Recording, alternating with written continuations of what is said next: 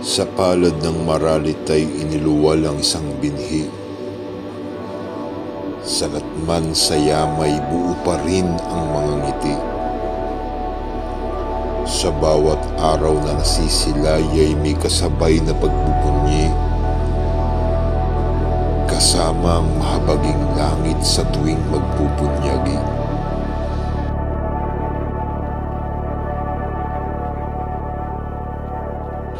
Lumalaking buong tiwala sa buhay na malubak.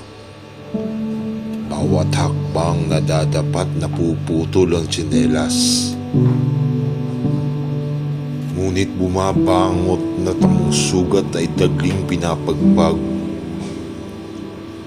Tuloy lang sa paglakad hanggang maapuha pang hinaharap.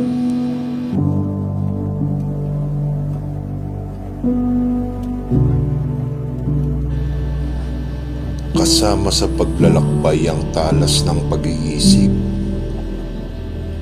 Karunungan ang naging talukbong sa tindi nitong init. Ang bitbit na katiwasayan ang naging sisidlan sa bawat bumilib. At sa sinusundang bakas ay di takot na matinik.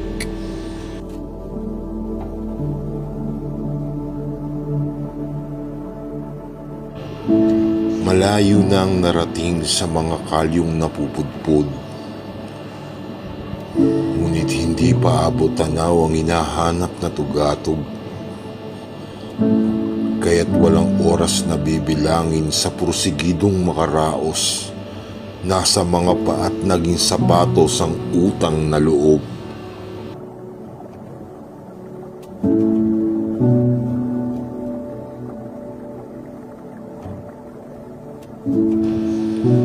Nanatiling nasa harap ang mga matang sa pagsubok na puwing. Buhat ng lasunin ng enkantadang may malubhang pagtingin.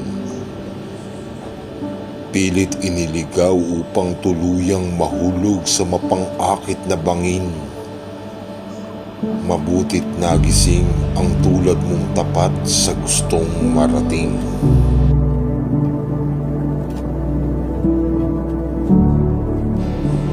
Patuloy na binubungkal ang landasing nagkalat ang patibong. Hingang malalim sa amoy ng alak na laging nakasalubong.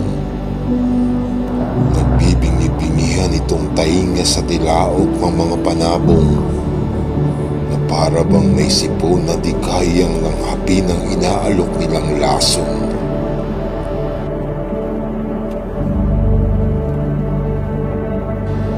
Tahimik na nilagpasan ang mga lango sa usok ng pagkabalisa.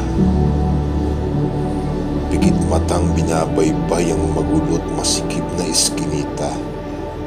Walang lingon-lingon hanggang matanaw ang lagusan ng pag-asa, kung saan buo pa ang tanga na pangakong makaahon pansamantala.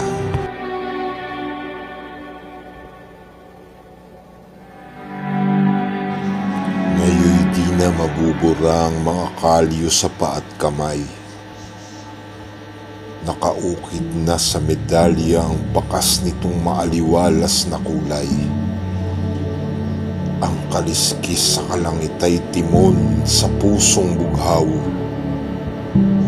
Tiwala't katapangan ang susi sa pagiging matagumpay.